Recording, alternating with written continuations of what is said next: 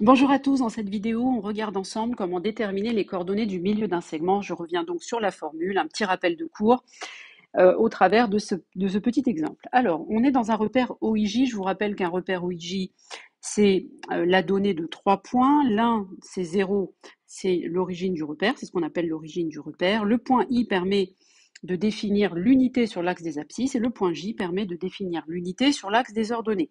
Ici, de ce que je vois, de ce que j'ai fait moi en tout cas, l'unité choisie, c'est un carreau égale une unité sur chacun des deux axes et donc le repère est orthonormé puisque les axes sont orthogonaux et que par ailleurs j'ai choisi la même unité sur chacun des deux axes. On considère donc dans ce repère les 2 points qui sont ici, que j'ai représentés là et là dans le repère. Donc 2, 3, 2 en abscisse, 3 en ordonnée. C'est comme ça que j'ai placé le point A. Et pour le point B, c'est -1, -4. -1 est l'abscisse et -4 est l'ordonnée. Un petit rappel, ça c'est l'ordonnée, c'est le deuxième que vous lisez. Ça par exemple, ça c'est l'ordonnée du point. Et l'abscisse, c'est le premier, c'est celui qui est ici. Ok, donc c'est X, celui qu'on appelle X, et l'ordonnée, c'est celui qu'on appelle Y. Voilà, bon ça c'est au cas où, je ne sais pas si vous aviez besoin, mais bon, au cas où. Voilà, c'est rappelé.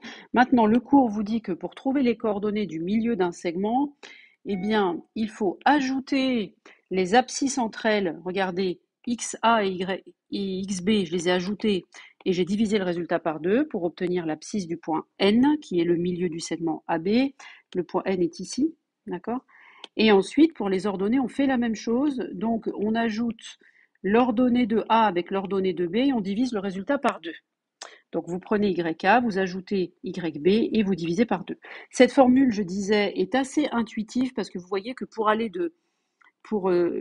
point N est au milieu du segment AB et en fait, cette relation, si on veut la démontrer, on exprime le fait que le vecteur qui va de A jusqu'à N, celui-ci est égal à la moitié du vecteur AB.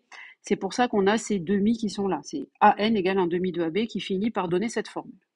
Voilà, ceci étant dit, on va l'appliquer à notre exercice et donc on va faire exactement comme tout à l'heure. Le milieu N du segment AB a pour coordonnées, bon là je suis en train de rédiger mon exercice, l'abscisse de N c'est l'abscisse de A plus l'abscisse de B sur 2, donc là vous répétez la formule pour que le prof voit que vous avez appris votre cours, et YN, là j'ai mis I mais c'est N, YN égale YA plus YB, le tout divisé par 2. Donc maintenant on va remplacer. Que vaut XA? Alors regardez, XA c'est l'abscisse de A, c'est ce que j'ai mis en rouge ici, et XB c'est -1.